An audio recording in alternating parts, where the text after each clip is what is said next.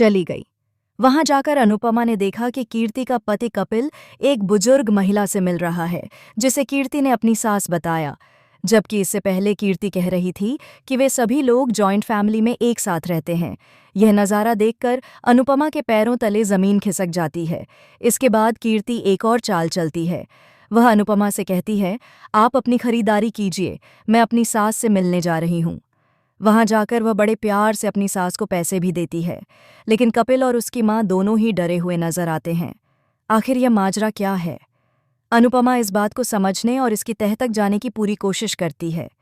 जब कीर्ति इतना अच्छा व्यवहार कर रही है, तो फिर कपिल अपनी मां के साथ इतना डरा हुआ क्यों है? थोड़ी देर बाद कपिल वहां से चला जाता है और उसकी मां भी चली जाती है। कीर्ति भी कपिल के साथ अनुपमा को छोड़कर निकल जाती है। इसी बात का फायदा उठाते हुए अनुपमा उस बुजुर्ग महिला के पीछे जाती है, जो मंदिर में बैठकर रो रही होती है। इसके बाद वह एक ऑटो लेकर वृद्धाश्रम की बात करती है और वहां चली जाती है। अब अनुपमा के सामने पूरी सच्चाई लगभग साफ हो चुकी है, लेकिन जब अनुपमा घर पहुंचती है तो वहां एक और बखेड़ा खड़ा हो जाता है। राजा परी के साथ शाह हाउस गया था और वहां सबके लिए खाना बना रहा था। यह बात वसुंधरा जी को बिल्कुल पसंद नहीं आती।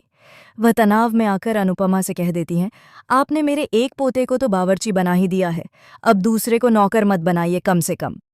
यह बात सुनकर अनुपमा को बहुत ठेस पहुंचती है। उसे गहरी बेइज्जती महसूस होती है। पहले ही उसकी भतीजी कीर्ति कई बार उसे अपमानित कर चुकी है, चाहे बात राही की हो या अपनी बेटी के ससुराल में रहने की। फिर भी अनुपमा अपनी बेटी और उसके रिश्ते के लिए वहां रुकने का फैसला करती है। धीरे धीरे माही भी अनुपमा के खिलाफ माहौल बनाने लगती है।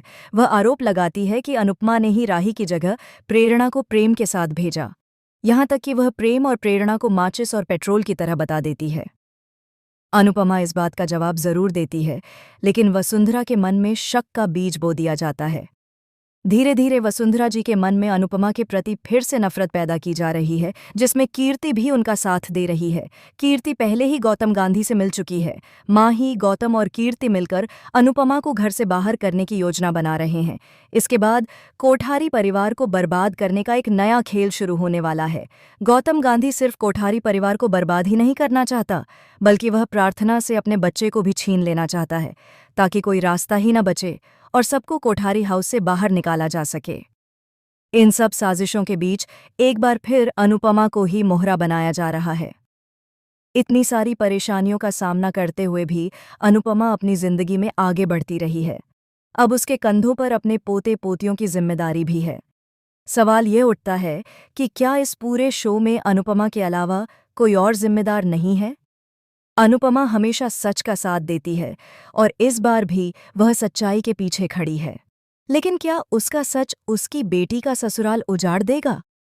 दोस्तों, आप कितने एक्साइटेड हैं यह देखने के लिए कि अनुपमा की एक सच्चाई किस तरह सबकी जिंदगी बदल देगी?